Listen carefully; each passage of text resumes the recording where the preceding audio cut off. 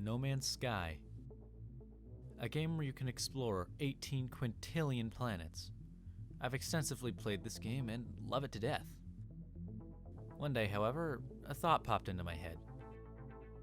That was the idea to get the hardest and rarest achievement in the game, owned by a whopping 0.4% of people who've played it.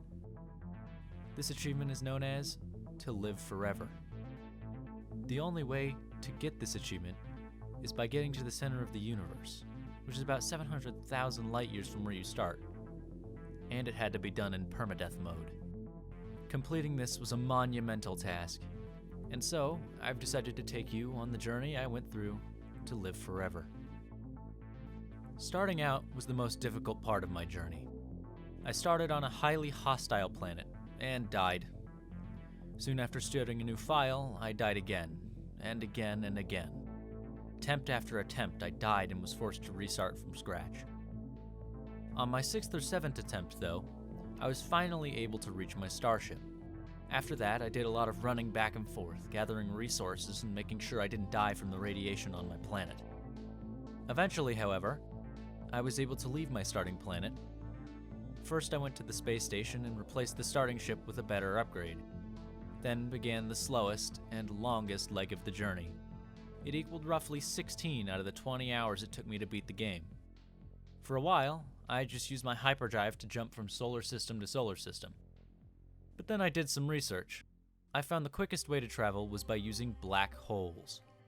See, going through a black hole causes you to travel an immense distance, and also sends you about 7,000 light years closer to the center of the universe every time you go through one, meaning it would take about 100 black holes to get to the center.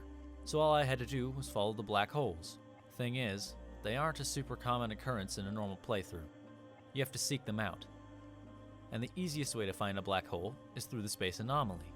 This is a giant space station which is discovered early on in the game's story missions. On this station, there is a Gek named Polo. If you talk to him, he can give you coordinates to the nearest black hole. Following his mark on my galactic map, I jumped to different black holes and had to ask for new coordinates every 2 holes or so, meaning that for most of the game I was playing on loop.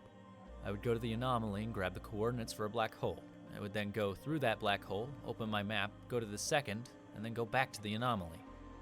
I did this for quite a while, at least until my hyperdrive ran out of fuel. I landed on a nearby planet and gathered the necessary resources to make more fuel, and was lucky enough to pick up a black market hyperdrive upgrade, significantly reducing the amount of fuel the drive used. Continuing on through my journey, I came across a beautiful planet. It had tall mountains, flowing orange grass, and extensive friendly fauna. Unfortunately, this planet was lost to the ages and will likely never be seen again. It's how it goes when your goal is to keep moving. A while later, I stumbled across a system with a funny name and decided to screen cap it, though I quickly left that system as well. Around the 20-hour mark, I was within 10,000 light years of the center, but the black holes didn't seem to work when I went through them anymore. So, instead, I had to manually navigate my way to the center, without them. Luckily, my starship had a hyperdrive jump distance of around 500 light years. That meant I was so close, a mere 20 jumps from the center. And finally, after the 20-hour journey, I had reached the second to last solar system. Clearly, I was not the first there. Not this time. No, this system was named the Restaurant at the End of the Universe. A final checkpoint before the end. One last safe haven before the very center of the universe. I spent only a few moments before saying goodbye to this galaxy and dove into the center.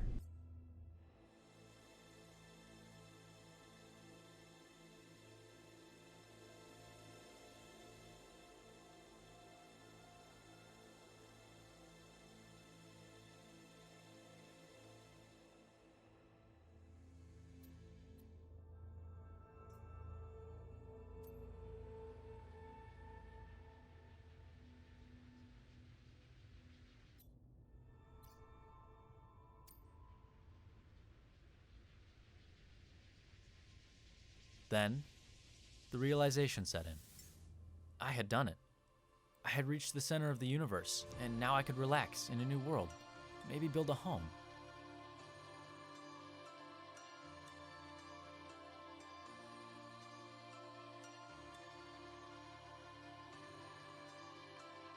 But seems that the universe had other plans. When I woke up, my multi-tool was broken, and I didn't have the resources to repair it. My environmental hazard protection slowly took damage, as I couldn't repair that either. My starship was nowhere to be seen. So, knowing that these would be my last fleeting seconds, I made a companion and stood with them until my demise, capping off my longest and most difficult journey.